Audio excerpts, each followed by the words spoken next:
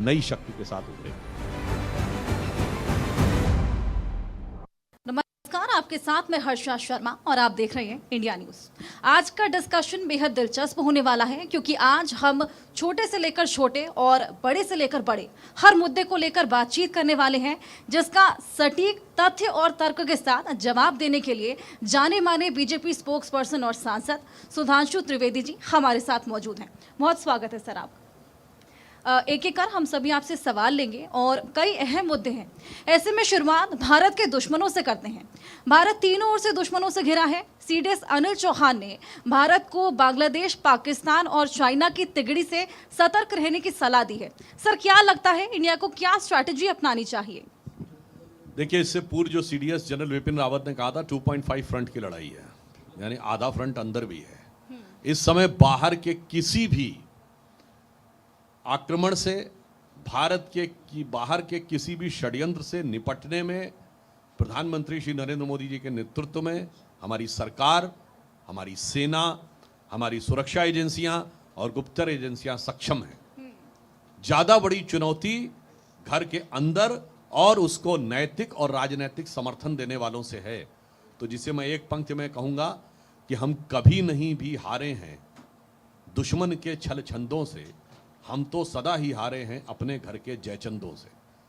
उस पक्ष पे हम ध्यान रखें तो सेना की दक्षता, सरकार की कूटनीतिक क्षमता और दृढ़ इच्छा शक्ति भारत के किसी भी सुरक्षा हित को पूरी तरीके से सेफ गार्ड करने में सक्षम है।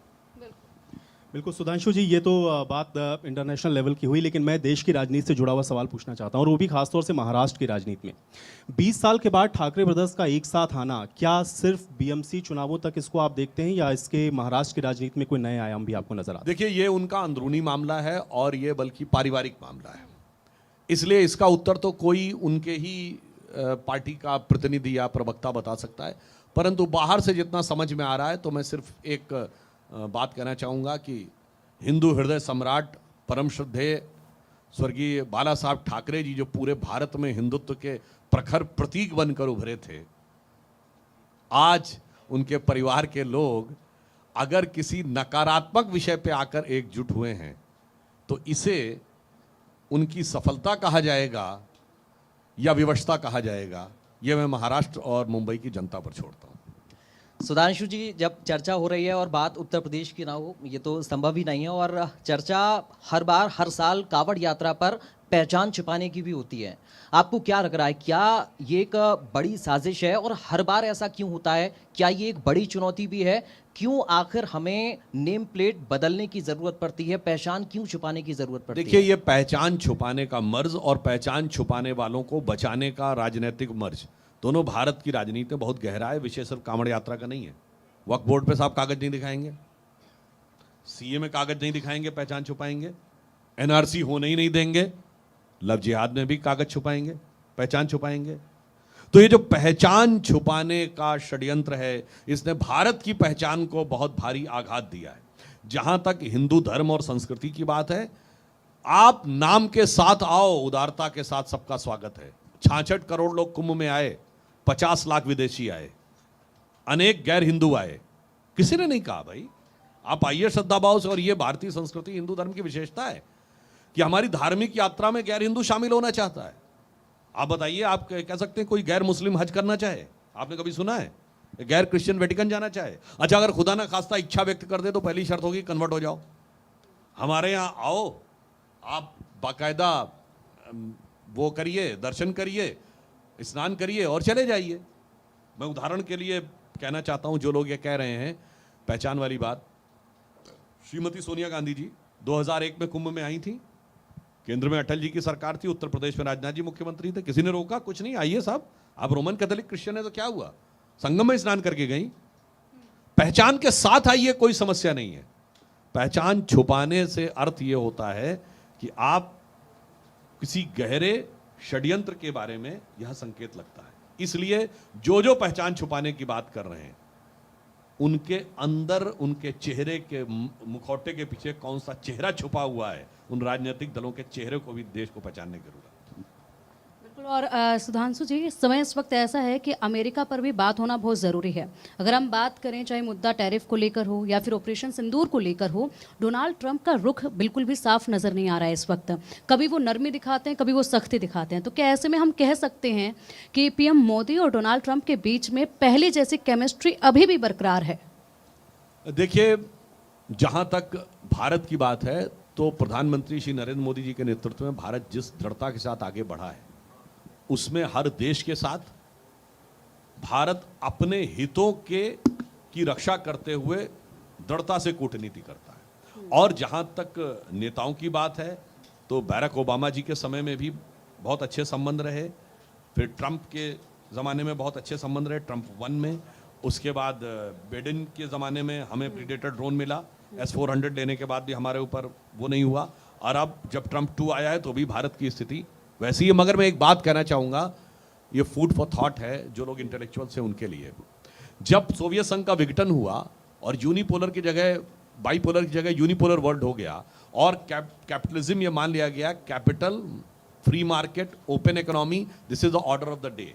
तो उस समय फ्रांसिस फुकुयामा ने एक किताब लिखी थी, end of the history and the last man, और उन्होंने उसमें एक लाइन लिखा था, West has proven that it is the best, now it is best for the rest to follow the West. मगर 1995 में 1 जनवरी 95 को WTO बना, 2025 आते आते भूमंडलीकरण, उदारीकरण बिखरता हुआ नजर आ रहा है। इसका मतलब एक नया वर्ल्ड ऑर्डर आ रहा है। अगर जो WTO का चैंपियन था, जिसने उरुग्वे राउंड ऑफ टॉक्स 1986 से शुरू करके गैट को WTO में कन्वर्ट किया, वो अमेरिका अगर कह रहा अमेरिका फर्स्ट, इसका मतलब ग्लोबलाइजेशन पे उतना ही बड़ा क्वेश्चन मार्क लग गया। और आश्वस्त रहिए, इस नए इमर्जिंग वर्ल्ड ऑर्डर में भारत एक नई शक्ति के साथ उभरेगा। बिल्कुल सर। अमेरिका की बात की तो पाकिस्तान की भी बात करते हैं, क्योंकि अमेरिका आजकल बहुत ज़्यादा शह दे रहा है पाकिस्तान को। पाकिस्तान का परमानेंट इलाज क्या है? मैं बहुत स्ट्रेट फॉरवर्ड क्वेश्चन आपसे पूछना चाहूँगी, क्योंकि हम देखते हैं कि पाकिस्तान वार करता है, फिर हम प्रहार करते हैं। पुलवामा के बाद सर्जिकल स्ट्राइक देखा गया, पहलगाम के बाद एयर स्ट्राइक। ऐसे में ये सीसॉ कब तक चलता रहेगा? क्या परमानेंट सॉल्यूशन है? देखिए, पाकिस्तान का परमानेंट सोल्यूशन भारत के अंदर है। जब तक भारत के नेता इस लोभ का संवरण नहीं कर पाएंगे कि पाकिस्तानी मीडिया में उनको कितनी वाहवाही मिल रही है। आज बताइए, जो ऑपरेशन सिंदूर हुआ तो पाकिस्तानी मीडिया में किसके बयान कोट किए जा रहे थे? क्या चाइना के नेताओं के? नहीं। नेताओं के? नहीं। क्या अजरबैजान के नेताओं के? नहीं। जो उनके allies हैं, भारत के नेताओं के बयान कोट किए जा रहे हैं। पाकिस्तान की आर्मी अपनी प्रेस ब्रीफिंग में भारत के नेताओं के, विपक्षी नेताओं के बयान कोट कर रही थी। पाकिस्तानी संसद में भारत के विपक्षी नेताओं के बयान, भारत के विरुद्ध पाकिस्तान के दिए जाने वाले डोजियर में भारत के नेताओं के बयान। एक बार आप टैकल कर लेंगे, जैसे अमेरिका में जॉर्ज बुश के जमाने में वर्ल्ड ट्रेड सेंटर गिरा, रिपब्लिकन पार्टी के प्रेसिडेंट जॉर्ज बुश ने कहा कि हम ओसामा बिन लादेन को मारेंगे, और डेमोक्रेटिक पार्टी के प्रेसिडेंट बराक हुसैन ओबामा, मैं फिर कह रहा हूं बराक हुसैन ओबामा के टाइम में ओसामा मारा गया। हमारे यहां अगर हम स्टैंड लेते हैं आतंकवाद पे तो कहते हैं अफजल हरात का मारा था, याकूब मेनन की जुडिशियल किलिंग हुई थी, और जाकिर नायक शांति का मसीहा था, इशरत जहां बेटी थी। ये जो पाकिस्तान के प्रॉक्सी सपोर्टर्स हैं, उनके साथ प्रॉक्सिमिटी जब तक भारत के राजनीतिक नेतृत्व अलग नहीं करेगा, तब तक समाधान निकालना मुश्किल होगा। जिस दिन एक अलग कर लेगा तो पाकिस्तान की कोई हैसियत नहीं है। बिल्कुल सुधांशु जी, लेकिन अंतर्राष्ट्रीय स्तर पर तो समाधान की बात आप कह रहे हैं, लेकिन ये भाषा को लेकर के जो विवाद होता है, कभी हम लोग देखते हैं तमिलनाडु के अंदर, कभी कर्नाटका के अंदर, अभी महाराष्ट्र में भी भाषा को ही लेकर के ये सब हो रहा है। इसके मूल में आपको क्या नज़र आता है, और क्या सिर्फ इसको हम पॉलिटिकल एंगल से ही देखें या कुछ और भी आपको इसमें दिखता है? देखिए, इसके मूल में ये है कि जब कांग्रेस ने लिंग्विस्टिक स्टेट्स बनाई थी, डॉक्टर अंबेडकर ने इसका विरोध किया था, और उन्होंने राइटिंग्स एंड स्पीचेस ऑफ बाबा साहब अंबेडकर में उन्होंने एक पूरा का पूरा ऐसे लिखा, आर्टिकल इस पे, लिमिटेशन ऑफ लिंग्विस्टिक स्टेट्स। उसको कोई जाके पढ़े तो समझ में आ जाएगा। मगर आज की डेट में ये एक सुनियोजित षड्यंत्र है, सिर्फ भाषा के विषय को लेकर नहीं है, ये हर मुद्दे पे लड़ाना है। दक्षिण और उत्तर को लड़ाना है, जो मैंने कहा, जैसे कि कर्नाटक के मंत्री ने कहा कि हम टैक्स ज़्यादा दे रहे हैं और नॉर्थ टैक्स कम दे रहा है। तमिलनाडु के मंत्रियों ने बिहार वालों के लिए बड़ी आपत्तिजनक भाषा प्रयोग की। तेलंगाना में मंत्री और मुख्यमंत्री तक के मुंह से बिहार के लोगों के लिए आपत्तिजनक भाषा निकल गई। फिर भाषा पे लड़ाना, फिर जात पे लड़ाना है, फिर अमीर गरीब पे लड़ाना है, और फिर जो मैंने कहा, भाई भाई को आपस में लड़ाना है, बाप बेटे को लड़ाना है, मियाँ बीवी को लड़ाना है, यानी परिवार से लेके और देश तक सबको लड़ाना है। तो भाषा पे लड़ाना उसी में से ही एक हिस्सा है, और इससे बचने का प्रयास करना चाहिए, कोई भी व्यक्ति हो, चाहे हमारे पक्ष के या दूसरे पक्ष से। सुधांशु जी, समाधान क्या है इसका, क्योंकि ये तो बार बार हम लोग देखने उठ खड़ा होता है दक्षिण के राज्यों में अच्छी भी। बात कही, क्या समाधान क्या है? केवल 2-3 साल में निकलने वाला है। कैसे? टेक्नोलॉजी के द्वारा। अब जो एआई आई है विथ 5G रोल आउट और क्वांटम कंप्यूटर का जमाना आने वाला है, तो आप जानते हैं क्या होने वाला है? आप अब किसी भी भाषा में एक आर्टिकल लिखेंगे, by one push off button real time में वो जिस भाषा में आप चाहेंगे उसमें ट्रांसलेट हो जाएगा रिटन में, 5 से लेके 10 साल के अंदर। अभी तो क्या होता है, तमिल भाषा का हम आर्टिकल नहीं पढ़ते हैं अखबार में, अब सारे अखबार एक तरीके से प्रैक्टिकली होके अपने अपने रीजनल संस्करण हो जाएंगे। आप फ्रेंच भाषा का आर्टिकल भी एक बटन दबा के हिंदी में पढ़ सकेंगे, और आने वाले 10 साल में हो सकता है जो आपकी स्पीच है वो भी लाइव ट्रांसलेशन हो। जैसे प्रधानमंत्री श्री नरेंद्र मोदी जी ने काशी तमिल संगमम में 5 मिनट तक उनकी हिंदी में दी गई स्पीच लाइव ट्रांसलेट हुई तमिल में। तो ये भाषा के ऊपर अलग दुकान लगाने वालों की दुकान artificial intelligence, 5G roll out और क्वांटम कंप्यूटर इस दशक में बंद कर देने वाला है। सुधांशु जी, धर्मांतरण वालों की दुकान का क्या करेंगे? क्योंकि अभी तो एक झांगुर बाबा, ना जाने कितने ऐसे बाबा हैं, इतनी बड़ी संपत्ति, 40 विदेश यात्राएं, 100 करोड़ की संपत्ति अर्जित कर ली, और हर जाति हर धर्म की लड़की के लिए एक रेट तय कर दिए कि साहब आप ये धर्मांतरण इस जाति की लड़की करेगी तो इसका इतना रेट है। क्या ये सनातन के खिलाफ एक बड़ी साजिश है? कितनी बड़ी ये चुनौती है, और कैसे फिर इसका आप समाधान खोज रहे हैं? संभवतः 25 जुलाई 2010 का ईयर हमें अच्छी तरह याद है। केरल के मुख्यमंत्री जो कम्युनिस्ट पार्टी के थे, वीएस अच्युतानंदन ने कहा कि 20 से 25 सालों में पूरे केरल को इस्लामिक स्टेट बनाने का षड्यंत्र चल रहा है, और लव जिहाद शब्द सबसे पहले उन्होंने ही प्रयोग किया। धर्मांतरण के बारे में केरल एसटीएफ की रिपोर्ट, ये मैं इसलिए कह रहा हूं, ये कांग्रेस के केरल के मुख्यमंत्री ओमन चांडी ने 2012 में केरल विधानसभा में रखी। अब तो मैं सिर्फ इतना कह रहा हूं, भाई हमारे ऊपर छोड़ दीजिए, कम्युनिस्टों और कांग्रेसियों को अपने मुख्यमंत्रियों की बातों पे अगर भरोसा है तो उन्हें समझना चाहिए भारत को कितने बड़े खतरे में ढकेल रहे हैं। और मुझे बड़ा दुख होता है आज के विपक्ष के नेतृत्व को देखकर। एक दौर था जब इस भारत में भारत के भविष्य के लिए चाहे चंद्रशेखर आज़ाद ने स्वयं को गोली मारी, या भगत सिंह ने फांसी चढ़े, राम प्रसाद बिस्मिल, अशफाक उल्ला खां फांसी चढ़े, बागा जतीन, सचिन नाथ सान्याल, उन्होंने कहा कि मैं अपनी जान कुर्बान करने को तैयार हूं ताकि हमारी पीढ़ियां राज करेंगी। आज का नेतृत्व कहता है मुझे अभी राज करने दो, पीढ़ियों को गोली पड़ती है तो पीढ़ियां मरनी होंगी तो मरेंगी, मुझे फिलहाल आज का राज चाहिए। ये गंभीरता से सोचने का। सुधांशु जी, एक सवाल इस पर और मेरा है कि विपक्ष के नेता इस पर खुलकर बात क्यों नहीं करते हैं कि अगर धर्मांतरण कोई करा रहा है, जबरन करा रहा है, तो उस पर खुलकर क्यों बात नहीं रखी जा रही है विपक्ष की तरफ से? और जब मॉब लिंचिंग की बात आए या किसी विशेष धर्म के व्यक्ति को पीटने की बात आए तो तमाम सारे नेता कूदकर बाहर आ जाते हैं। वो खुल के इसलिए नहीं बात करते, खुल के बात करेंगे तो उनकी कलई खुल जाएगी। सर एक बार फिर से डोनाल्ड ट्रंप को लेकर ही सवाल है मेरा, और सवाल ये है कि इस बार डोनाल्ड ट्रंप का एक टारगेट जो है वो बहुत अलग नज़र आ रहा है जब से वो दूसरी बार सत्ता में आए हैं।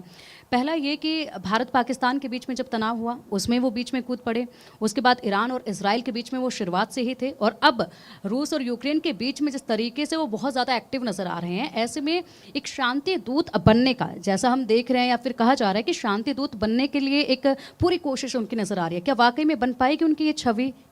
देखिए वो प्रयास वो उनका व्यक्तिगत मामला, इस पे कोई अमेरिकी सरकार का व्यक्ति बोल सकता है, परंतु पूरा विश्व जो देख रहा है, एक राजनीतिक विश्लेषक के रूप में देखें तो उनका प्रयास कुछ कुछ आप जैसे देखें कि भारत पाकिस्तान के बीच में उन्होंने कहा, दावा किया, फिर उन्होंने कहा रशिया यूक्रेन, तो फिर बाद में उन्होंने पुतिन को क्रेजी कह दिया, फिर नेतन्याहू के बारे में भी टिप्पणी कर दी, उन्होंने कहा ईरान इजराइल का रुक जाएगा, परंतु वो भी नहीं रुका। तो मुझे लगता है कि इस बारे में दर्शक और जो प्रबुद्ध लोग हैं वो स्वयं निर्णय ले सकते हैं कि जो कहा जा रहा है उसमें तथ्य कितना है। हम लोग बचपन में जब क्रिकेट की कमेंट्री सुनते थे तो कभी कभी कमेंटेटर कहते थे, हमारी जनरेशन के जो लोग हैं उनको याद होगा, जसदेव सिंह कहते थे जब कभी कोई टीम अपील करती थी और वो लगे कि ये आउट तो नहीं है मगर फिर भी अपील कर रही, तो एक डायलॉग होता था, अपील में उत्साह ज़्यादा विश्वास कम। तो मुझे ऐसा ही कुछ कुछ उनके वक्तव्यों के बारे में भी नजर आता है। सर एक आखिरी सवाल मैं बलूचिस्तान को लेकर लेना चाहूँगी। आज़ादी की लड़ाई बलूचिस्तान लड़ रहा है, क्या लगता है भारत का क्या स्टैंड रहेगा? क्या जैसे 1971 में बांग्लादेश की सहायता की थी, कुछ उस तरह का स्टैंड भारत का देखने को मिलेगा?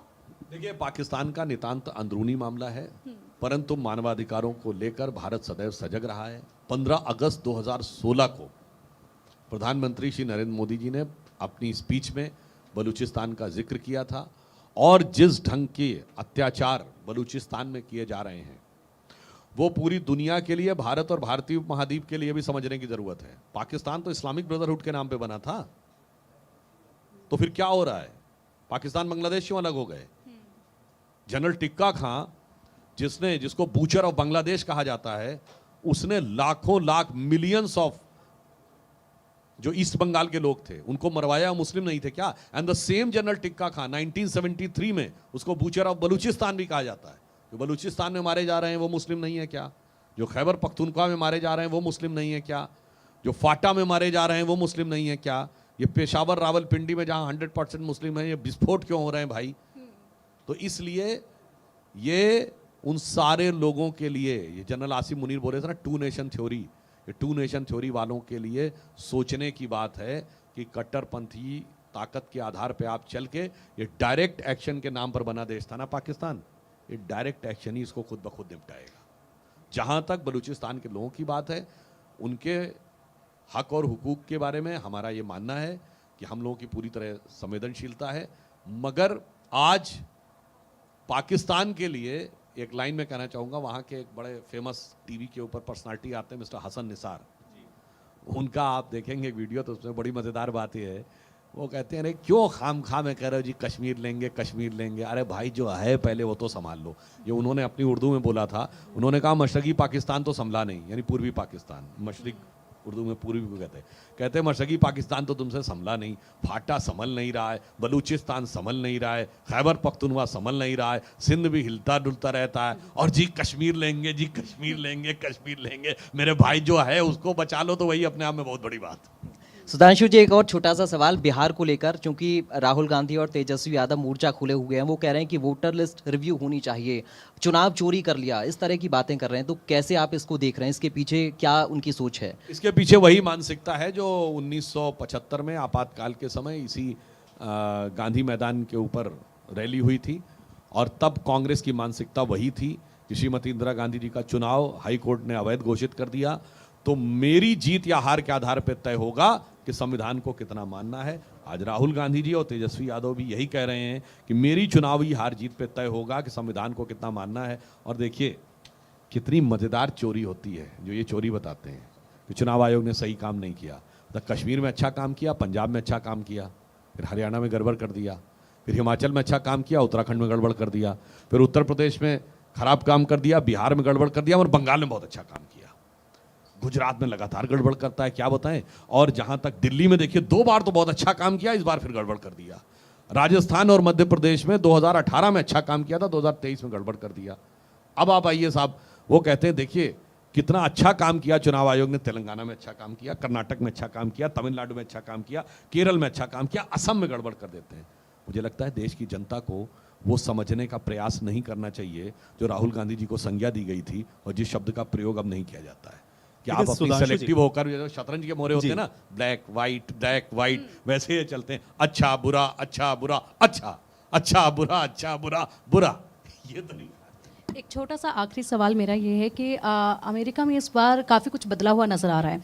विदेश नीति की अगर हम बात करें, टैरिफ को लेकर ही अगर हम बात करें, तो क्या इम्पैक्ट उसका नज़र आने वाला है आने वाले वक्त में, कोई बड़ा फैसला अगर होता है? और ख़ासकर इस पर भी अगर हम ध्यान दें कि जो हमारे छात्र हैं जो इस वक्त अमेरिका में पढ़ रहे हैं, उनको लेकर भी कहीं ना कहीं एक टेंशन जो है वो चलती रही है बीच में, तो उसको लेकर क्या नज़र आएगा आगे? अमेरिका में बहुत बड़ा बदलाव है। अभी 2-3 साल पहले अमेरिका के 2 बैंक बैंकरप्ट हुए थे, एक सिलिकॉन वैली बैंक और एक दूसरे का मैं नाम भूल रहा हूँ। और अभी आपने पिछले हफ्ते की रिपोर्ट पढ़ी हो तो यूएस डॉलर में 50 साल का सबसे बड़ा डेप्रिसिएशन हुआ है। 10% का डेप्रिसिएशन यूएस डॉलर में हुआ, 1973 के बाद का सबसे बड़ा है। तो इसलिए यूएस के अंदर बहुत कुछ हो रहा है।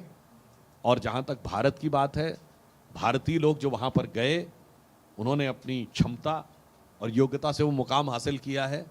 आज आप सोचिए, कभी हम कल्पना कर सकते थे कि एफबीआई का चीफ इंडियन होगा काश पटेल, आज वो भारतीय मूल का है।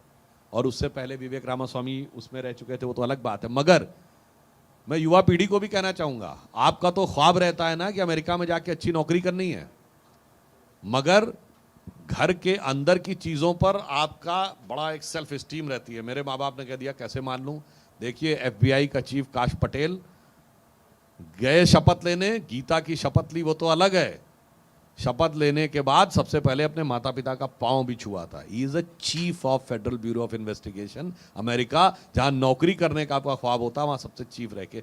तो मेरा ये मानना है कि जो अमेरिका में हो रहा है जरा उसे गौर से देखना चाहिए कि अमेरिका के अंदर जो आर्थिक बदलाव हैं वो अमेरिका और विश्व के लिए नई चुनौती ला रहे हैं या नई संभावनाओं के द्वार खोल रहे हैं। मेरा मानना है भारत के लिए नई संभावनाओं के द्वार खोल रहे हैं।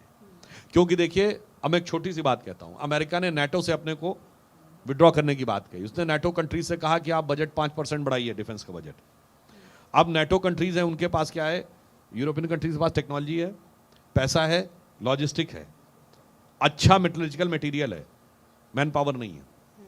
और इसलिए there is a strong probability कि वो डिफेंस की मैन्युफैक्चरिंग के लिए आउटसोर्स करें इंडिया में, जिसकी एक झलक आपने देखी कि डसॉल्ट एविएशन ने रफाल के फ्यूजलाज का मैन्युफैक्चरिंग का काम टाटा डिफेंस को दिया। तो पूरे विश्व के अंदर एक नई प्रकार की चर्निंग हो रही है। इसमें से क्या निकलेगा, इसे गंभीरता से समझने की जरूरत है। बिल्कुल, मैंने तो शुरुआत में ही कहा था बेहद इंटरेस्टिंग ये डिस्कशन रहने वाला है। और सर बहुत शुक्रिया आपका।